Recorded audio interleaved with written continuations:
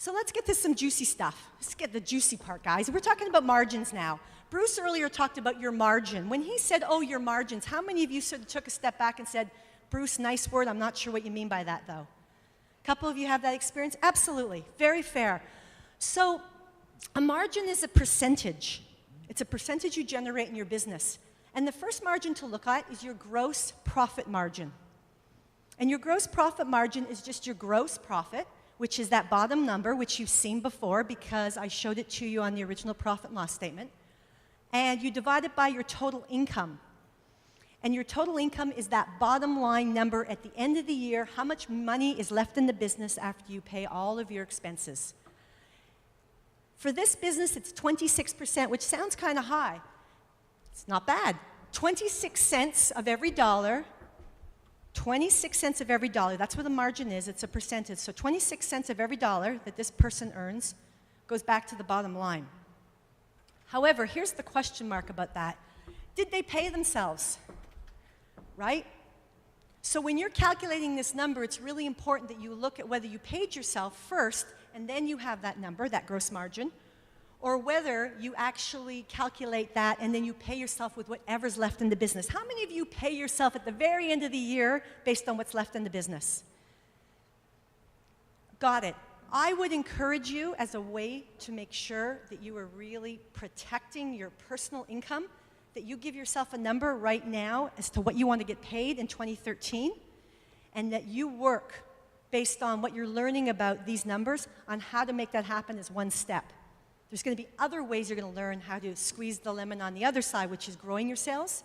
But you want to look at what it's going to take from your expense level to make sure that you can make that income. What you're going to pay yourself, what paycheck. Write it on a piece of paper, cut it out, and stick it on your computer. Kimberly? We're actually going to do revenue projection tomorrow, and we have a handout for you to fill that in. So Yeah, we're going to you pick can be up that thinking about thread. it then overnight. What number would I like in 2013 that would make me really happy and smile? 170 million. Yeah. Just like Lava Life. Just like Lava Life. Lava Life. You got it. So that's what a gross profit is. And again, at this stage, it gives you an idea of 26 cents to the dollar I'm returning back to the business at the gross profit level. Okay.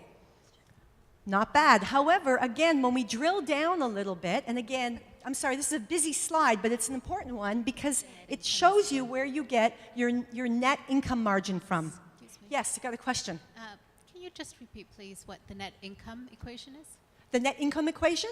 The net income equation, which was back here, I'll show it to you again. There you go. You got it? If you want to write that down. So it's your gross profit minus your total expenses.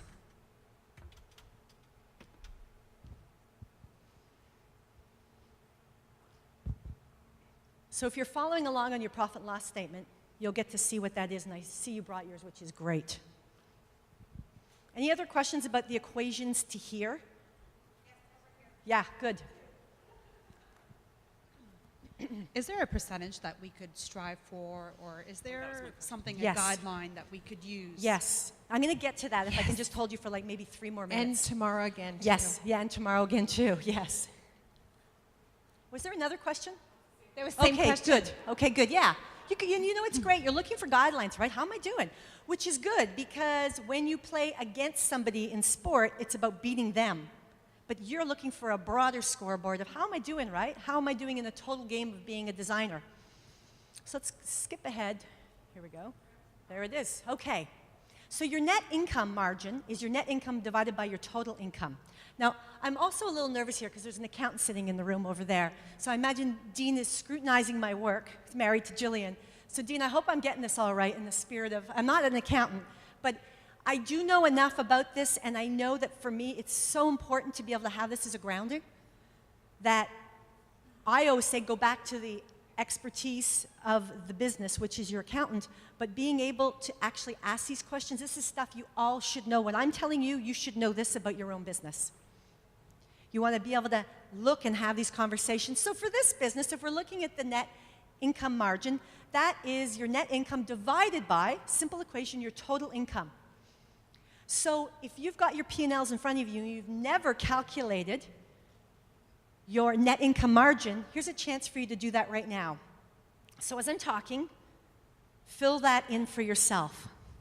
This business is making, its margin is 14%, or every dollar that comes through the door, through sales, 14 cents gets returned to the bottom line. That's what? That's low. It is low. I would think it's low in your business, especially if you're a home-based business.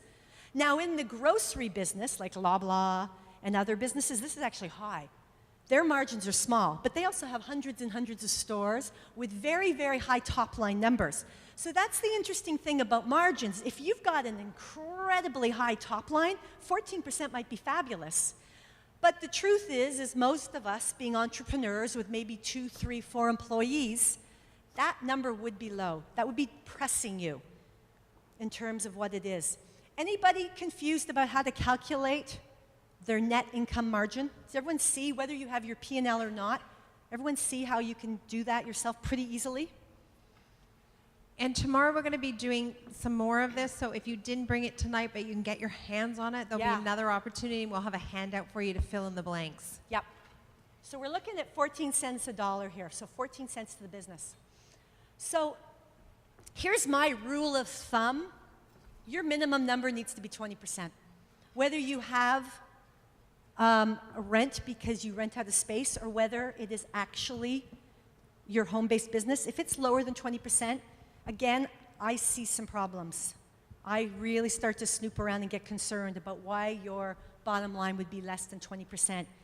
It starts to become a situation of high concern in this industry if it's lower than 20%. Now, we just looked at your total business. How many of you do this per client? Because you can do this by client. Do any of you do it by client? A couple of you? Of course you do, Jillian. Anybody else? A couple of you? Really good insight, right? Because think about it. You have one client, you think, oh my God, they're such a great client. And then you look at the net income, you go, oh my God, it's 8%. But you thought it was so terrific because they might be paying you $500,000. But it's 8%. Ouch.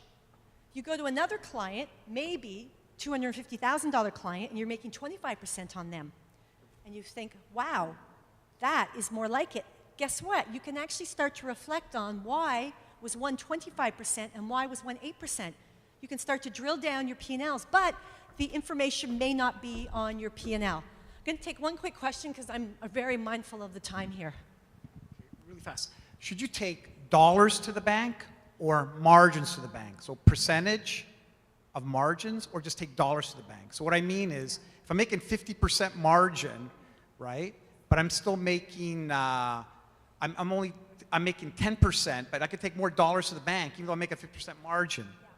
It's a good question, and it really depends. I think you need to look at both in terms of the health and viability of your business, just from a pure numbers perspective. So I don't think there's one that trumps the other. They're both important to look at. So typically, again, if we look at the scoreboards that I showed you earlier in sport, there's a number of different things you want to look at in terms of who's winning and how they're winning.